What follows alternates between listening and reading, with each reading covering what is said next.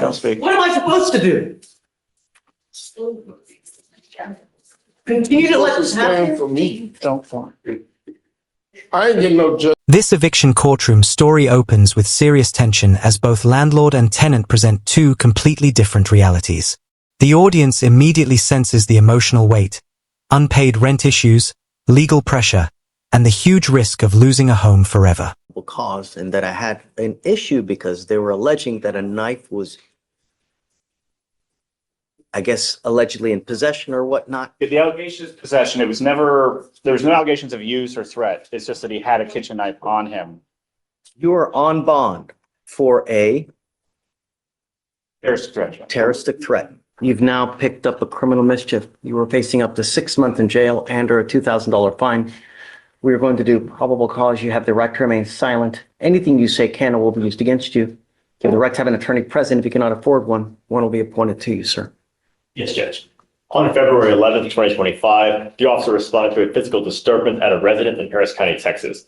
Dispatch advised that the caller was reporting he had a knife and was going to stab someone because they were bothering him about a broken window. The officer made contact with the defendant and the complainant, and the defendant stated he called the officer. The defendant was found to be in possession of a green stuffed animal which had a fixed blade kitchen knife concealed inside. The defendant stated the complainant came to his house with her roommate accusing him of breaking a window at her apartment. Well, hold, you're going really fast. Yes, Judge. The defendant, Called the officer. okay, He said that the complainant had come to his house with her roommate accusing him of breaking a window at her apartment.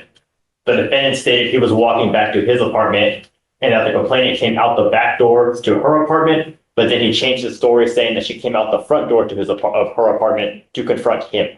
The complainant stated that the defendant stated that the complainant came with a gun, though he did not see the gun. The complainant stated that she was laying in bed, heard a glass window in the back door break, jumped up, ran to the back door, and saw the defendant walking away from the door holding a green stuffed animal with a knife. Apartment management stated the cost to repair the window was $200. There's a lot of randomness in it, Judge. the only thing, my concern is who broke the window? Did he break the window? Thank you, Your Honor. So according to the DMs, what the complainant said is that she saw him walking away. She heard the broken window. She came downstairs and saw him walking away. And then that's what we have in the DMs. And then I spoke with her yesterday as well. And she repeated the same thing, that he was the only one there when the window was broken. And that's what she said. She saw him outside the window door when it was broken. He's walking away. He actually calls the police because he's being harassed by this woman because she's saying that he broke a window. And I don't think there's any list of physical evidence like glass on him or anything, or in the whatever stuffed animal. At what point did the cops come and did they arrest him on the spot? What, do we have any other physical evidence? Do they? We have the two further, just complainant said that he was approximately 20 feet away from the back door when she saw him, and that the officer found the window to be shattered. And then the complainant showed the back door to her apartment. I mean, how do we know he did it? No one's saying that he did. I mean, no one saw, you know, it's. To be honest, just what we have is that the window was broken, and then she came outside at the time when she came downstairs to check on. That's what we have. I get it. I Yes, get Judge. it. I don't think it's enough. However, the fact is, we're still having issues with the same complaining witness. I now have to take more drastic action to ensure nothing happens in the future. So now what I'm going to do is I'm putting an ankle monitor on it and I'm barring him from going within 500 feet of where she lives or where she works. Yes, Judge. Ankle monitor, just want to make sure it's ELM and not scram. Correct. Okay. Acid fees be waived. Okay. I'll add. How far do they Judge, live from each other, Alex? You know? do you think So- it's complex? It was described as across the street. But when I spoke to the complainant, she said that That's not they what do he not said. live across the street, that he was staying at a friend's house, but he told officers that she lives across the street. So what I'm doing, Mr. Franklin, is I'm going to put a monitor on your ankle and there is a radius of where you cannot go where this person lives or works. And I mean, we may have issues with bond conditions as it is, because if I ordered him not to have weapons on the terroristic threat and they show me that, or they prove to me that you have weapons, I'm going to put your butt in jail. So maybe we should have a formal bond hearing to see if, in fact, you can prove that he has a weapon. So I have some hesitancy about everything, Judge, mostly because my client's orange sheet is quite extensive. So the jail has diagnosed multiple mental illnesses. I'm trying to track down his competency because I was appointed, I think, December. So there's been prior competency motions. I'm trying to get the reports from them, which is difficult because I forget what agency does the mental health evaluations. They're saying that they don't exist. So I'm trying to find his mental health records, Judge. It sounds to me like it's bipolar schizophrenia or schizoaffective. And so I think that my client is likely going to have severe mental health issues, which have been causing issues. And I think that's going to be the heart of all this. And so I'm trying to push for treatment. The case is just brand new is the problem. You were ordered not to be in possession of any weapons. And they're telling me now that you have a new case and that you have an alleged knife as well. I want to set this for a formal hearing on Monday. And if they show me that you have a weapon in violation of your bond conditions, I'm going to bring it. Do you understand? You are not to be in possession of any weapons whatsoever. Get a hold of your witness. As the case continues, deeper financial information is revealed, showing late payments, unanswered notices, and long delays. The judge listens quietly while comparing every statement. Both sides appear nervous because one wrong sentence could completely change this eviction judgment. Get a hold of the cop. Let's have a formal hearing on Monday to show me whether he's in possession of a weapon or not. Yes, Judge. Yes, Judge. In the meantime, like I said, if I find that you become a danger to my community, it's really not going to go well for you. Do you understand, Mr. Franklin? There is no excuse. You will get this ankle monitor today, and you're not to go within 500 feet of where this complaining witness lives or works. If I can politely ask, Judge, that we reset for more than Monday, only because this case is new enough that there's literally no offense report. So I don't know officers' names or Case. So the new case, the criminal mischief, which will be the allegation for the motion. Find no probable cause in the criminal mischief. Well, but the problem is, Your Honor, is that it's on the criminal mischief that we have the officer that saw the alleged knife. So we'd have to get in contact. We don't have the OR. We have the name. I could reach out, but we don't have the OR to give defense. So that way they can review it. And so the allegation is, and it's we don't have an OR, so we're reading DIMS. So the allegation sounds like the officer saw a knife, or maybe the CW saw a knife. It's unclear. To me, it sounded like both saw a knife. And so Well, that's why. I don't know So, if I anybody mean, did. I guess I'll give you a full week. You know, that should be sufficient for you to get an Yes. OR, Yes, get in yes, contact we can do with that both because- witnesses. just to clarify for both parties here, the officer is the one that said when he contacted him, he's found the defendant in possession of the knife. Okay, let's have a hearing. Yes, Judge. Get this guy over here. If you need to subpoena him, do it. So that in today's Wednesday, we'll have a hearing next Wednesday. Thank you, Judge. As part of your bond condition, you had several. You're not to be in possession of any weapons. You have a GPS monitor, and you're not to go within a certain boundary of the complaining witness in this case. It has now come to my attention through pretrial services that you have bond violations. Specifically, Mr. Franklin has not been compliant with his conditions of bond. Client has failed to not have contact with a prohibited person or visiting a restricted location. Client was ordered by the court not to go within 500 feet of the Northwood Drive apartment in Baytown. On 2/25, client received a victim exclusion zone alert at 10:22 a.m. The victim exclusion zone was cleared at 10:28 a.m.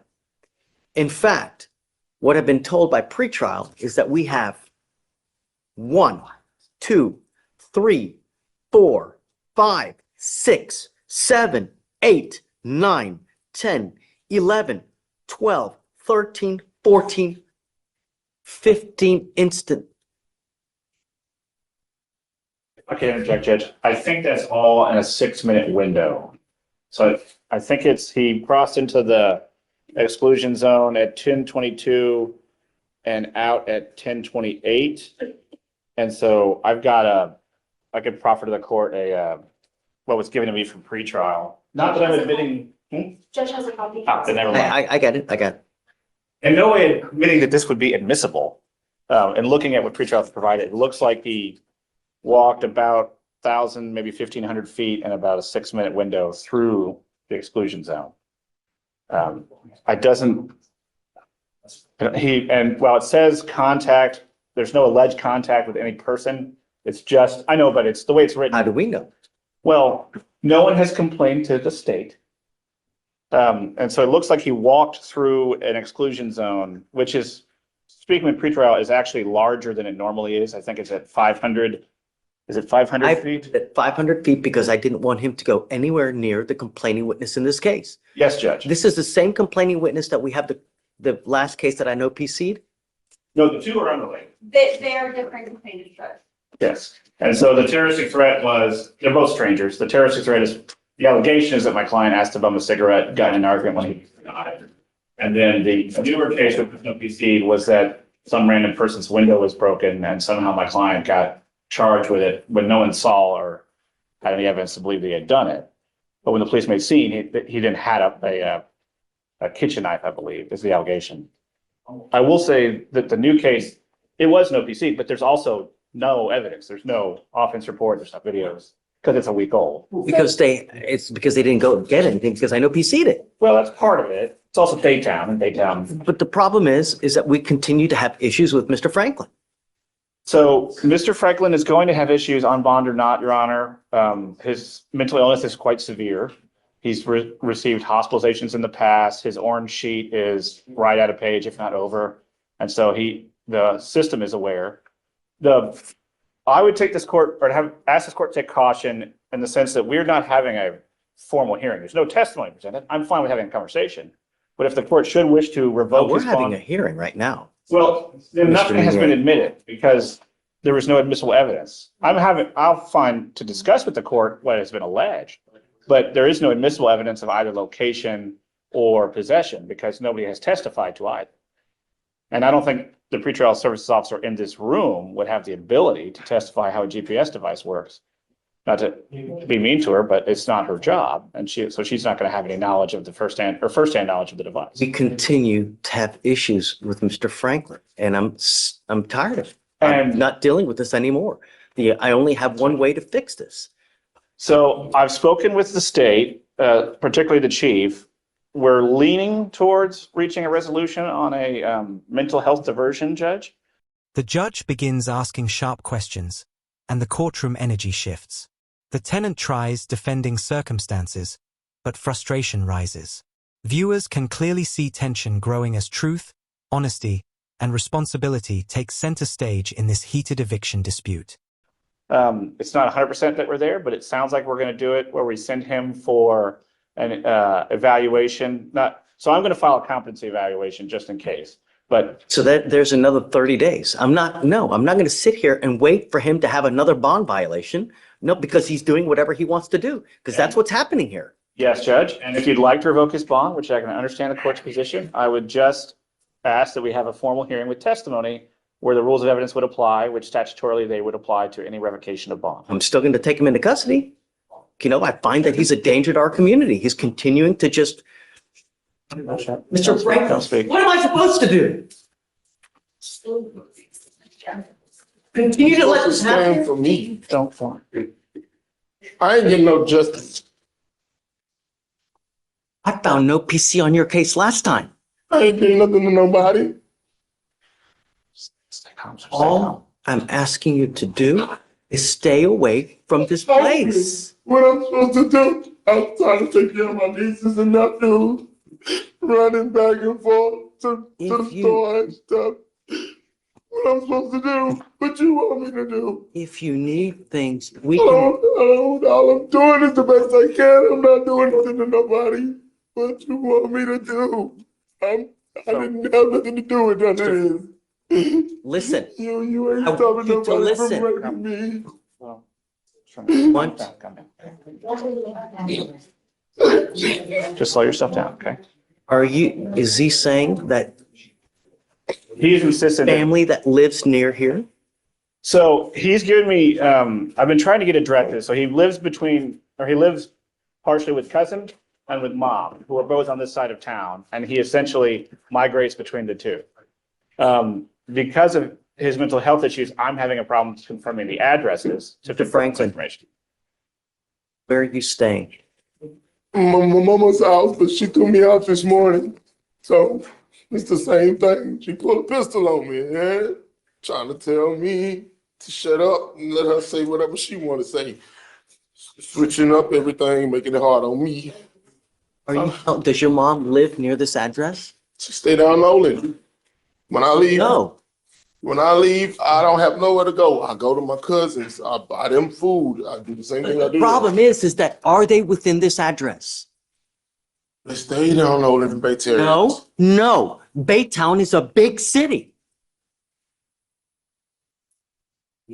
I don't want you to go near where the complaining witnesses live. That's all I'm asking you to do. But I was just having to go to my oldest cousin's house and my mother-in-law's house, get food, and then go get my medicine. Here's what I want you to do. I want you to talk with Mr. Meunier right now, and I want to know exactly where they live in relation to this address. That's what I want to know. I'm my mother's address to put you in or not. All I want to know is why. Because I've asked you not to go to this place, and yet, no. I want you to talk to your lawyer, and I want to figure out where the places are where your mom lives, where the cousins live, so we know exactly where you can and can't go. You understand? Yes, sir. I can go. Thank you, Judge. I've been trying to get the addresses and it's somewhat difficult, but we'll give it another try. Be right back. Mr. Mannix? I think I have the location figured out. It took a while because getting addresses from my client is difficult. It's okay. So, let me just visual aid. So the exclusion zone. No. Don't. Just take it off because I'm live streaming. I don't want to. Oh, okay. All right. So if you were to look at the exclusion zone, numbers 10 and 19 are just left of it. That is the cousin's house. So he lives probably 30 feet outside the exclusion zone. And so my client. So hold on a second. Saying. So 13. So numbers 10 and 19, because I have the ones I have are numbered. I see it. 10 and 19. That's that cousin? That, from what I can tell, is the cousin's house. I'm having to do this with Google What about Maps. number 24? Well, no. What I'm saying is that's where he's kind of living. He then walks through the exclusion zone. Mom's house is about 2 miles due east. This one, I think he was walking to CVS to get his psych meds.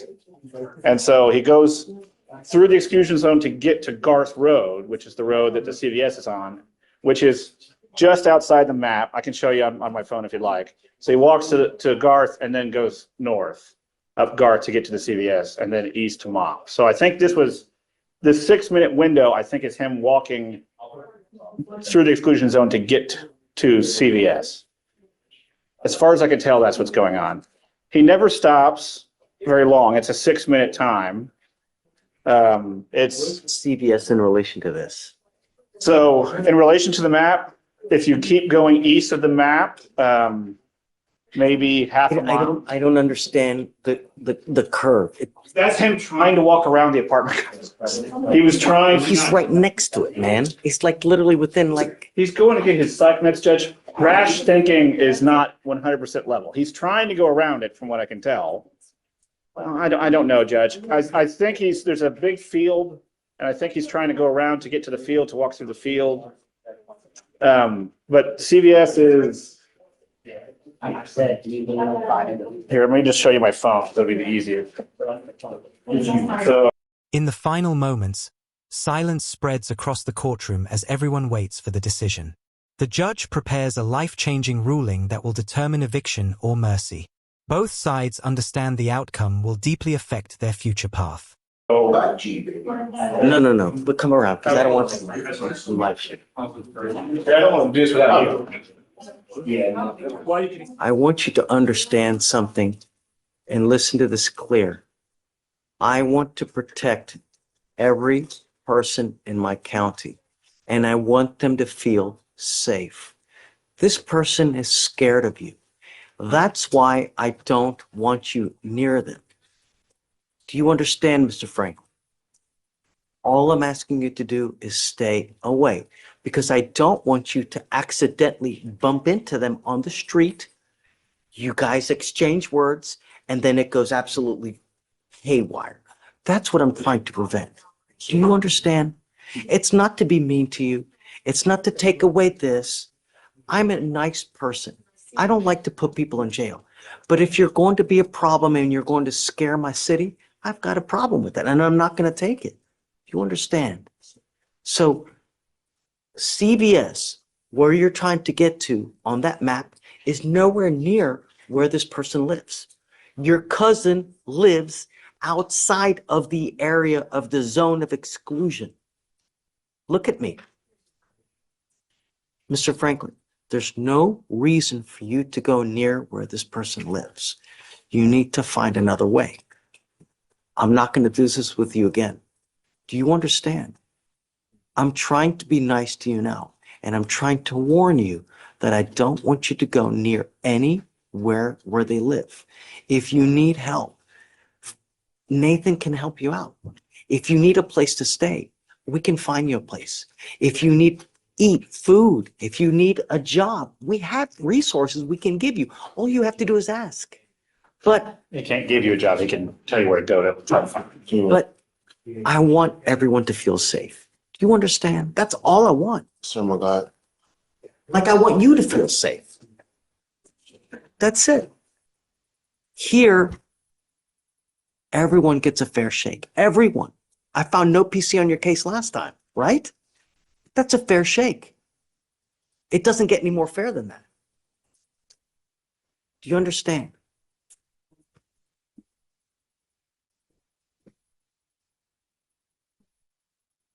Mr. Franklin, I'm well within my right now to put you in custody.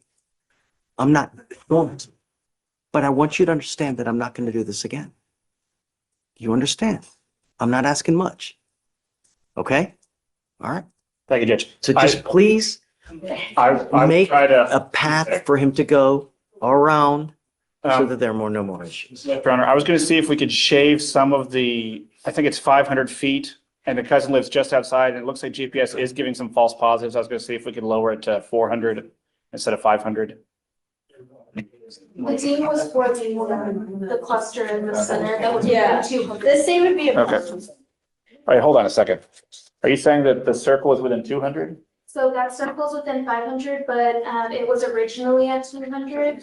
And so he was deemed to be within 200 feet. But these right here are Yeah, not, so that's gonna be outside of it. So he's not being deemed for those. They show all the points that is being, yep, but that's not a violation. okay, then we're, all right.